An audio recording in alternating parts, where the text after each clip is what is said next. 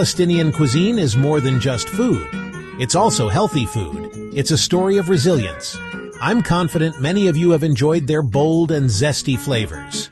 Identity. Every dish tells a tale. Whether it's the smoky aroma of moussakhan, one of the popular dishes is moussakhan, the delicate layers of nafeh, or the hearty comfort of maklouba flipping upside down onto the family table. Let's rewind. Palestinian food has deep roots, stretching back thousands of years. From the olive groves of the West Bank to the bustling markets of Gaza, ancient grains and spices have shaped this cuisine. Stuffed vine leaves, warm flatbreads, and fragrant stews all echo centuries-old traditions. But it's not just about the past. Palestinian flavors have journeyed far and wide. When families moved, they carried their recipes with them, across the Middle East, into Europe, and beyond.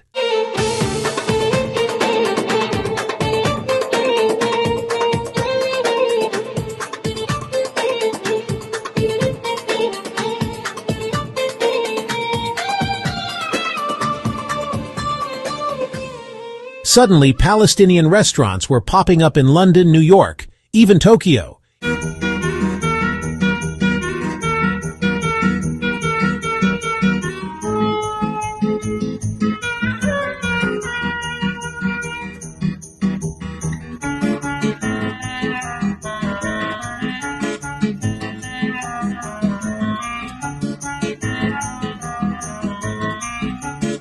Each serving classics like falafel, hummus, and maftool, and how these dishes connect people. The next time you taste it, you'll never forget it.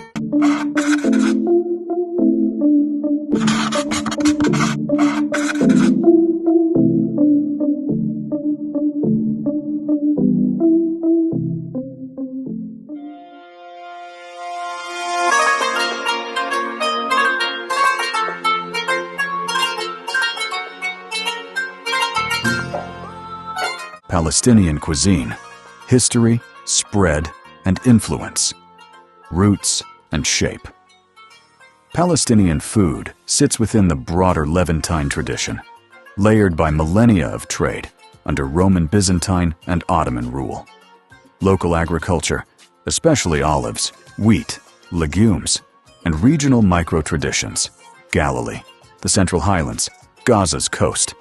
Distinctives include olive oil cookery, flatbreads from taboon ovens, whole grains, herbs, and generous sour notes, sumac, lemon, yogurt. Regional styles. According to Bon Appetit, taste, Roseanne Gold. Savor, Gaza skews are bold and spicy. Lots of dill, fresh and seed, hot chiles, seafood, and a unique roasted red tahini. Signature feast dish, sumagia pairs, lamb, beef, with sumac, chard, chickpeas, dill, and tahini.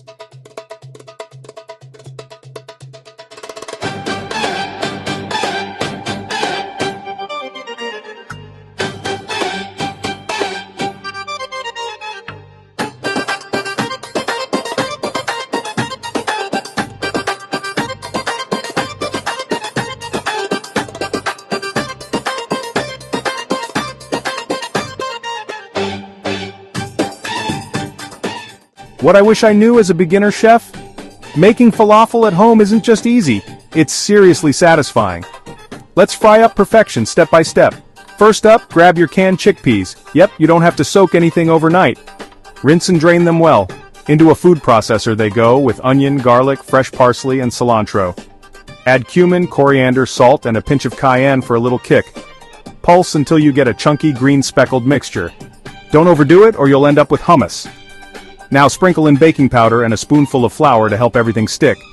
Scoop out your falafel mix, think golf ball size, and gently roll into balls or patties. Let them chill in the fridge while you heat your oil. Here comes the fun part, frying. Heat enough oil for deep frying. When it shimmers, carefully lower your falafel in. SFX, gentle sizzle, frying oil. Watch as they turn a perfect golden brown. Slow motion magic right here. SFX louder sizzling. Each falafel should be crispy on the outside, fluffy on the inside. Lift them onto a rack or paper towel and give them a minute to cool. Now time for the taste test. SFX dramatic crunch. That's the sound of success. Serve with creamy tahini or tuck them into pita with fresh veggies. You just made falafel that's better than takeout. And you learned the secrets to perfect crispiness. Save this recipe and let your kitchen skills shine.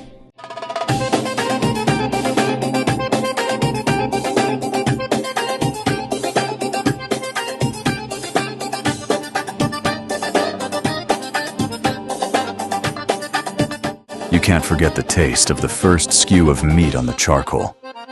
Hebron Central Highlands favor lamb, rice feasts, and wood-fired communal ovens.